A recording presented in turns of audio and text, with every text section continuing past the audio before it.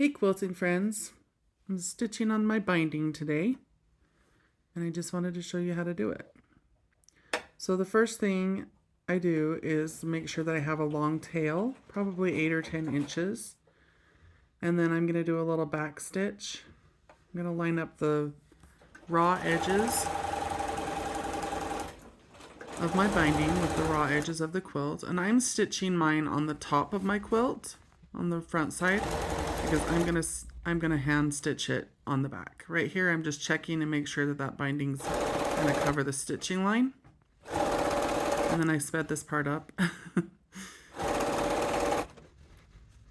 until we get to the corner, and we'll talk through how to go around the corner. So this is called a mitered corner, and I'm gonna stitch all the way until I get to a 1/4 inch away from the edge.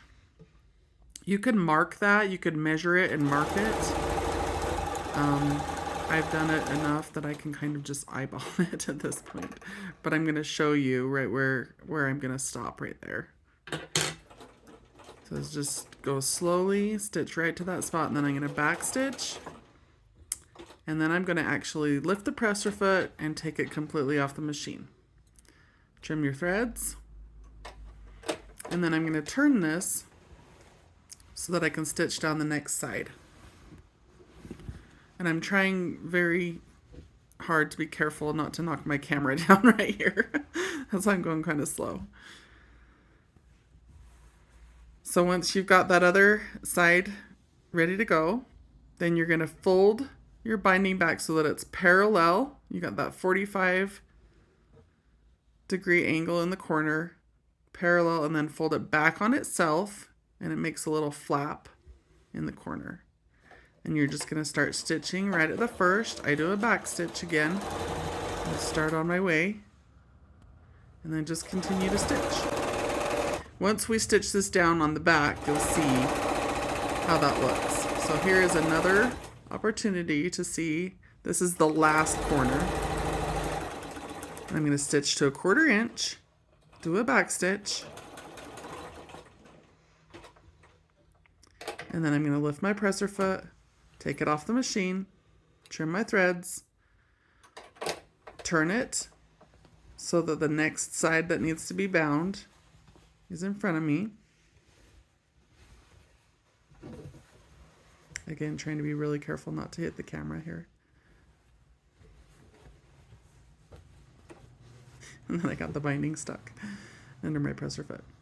Fold the binding back so you have the 45-degree angle in the corner, and it's going to be parallel to the quilt, and then fold it back onto itself so it has that little flap in the corner. I'm going to start the stitching right at the first, do a back stitch, and then I can continue on. And I'm going to only go a little way because I'm almost to the end here.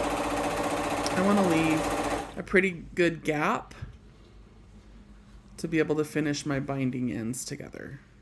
So I leave probably about 10 inches of a gap to be able to finish this binding. So again, I'll stop there. I'm going to leave my gap, and then I'll do a little back stitch.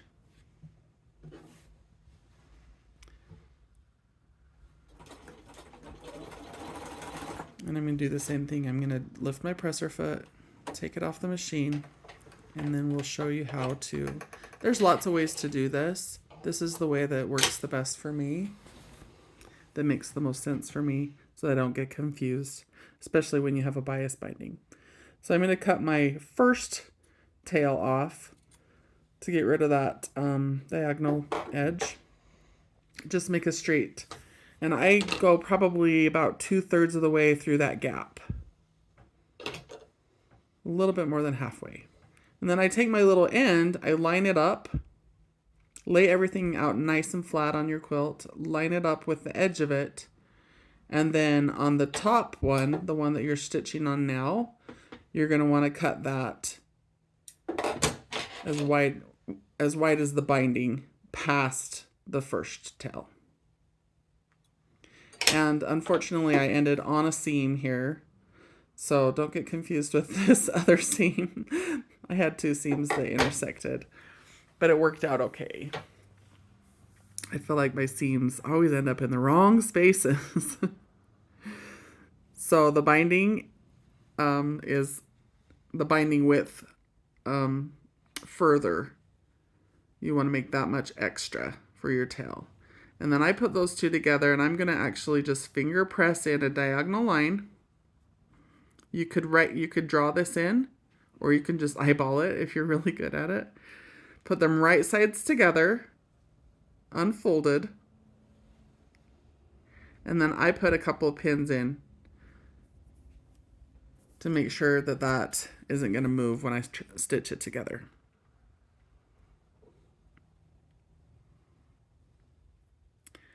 And you're just going to stitch right on that diagonal line that you finger pressed in or drew in. And you kind of have to take the tension off just a little bit. So I folded that. You could use a binding clip for that to keep that together. Do a back stitch, stitch it together right on that diagonal line that you pressed in. And then again, take it off the machine, trim your threads, and I always make sure that it's going to fit before I cut off the excess. So lay it out flat, make sure it fits, looks good. Take that again and cut a 1/4 inch away from the seam. And then I finger press that last seam open. Again, don't get confused with the one that it's intersecting. Finger press that open so it lays nice and flat. And then go back to the machine, put it back under there. Go a little bit before your stitching ended, so it overlaps a little bit. Stitch the rest of it, and then you're going to overlap where you began your stitching at the first also. I go maybe 1/4 or 1/2 inch past.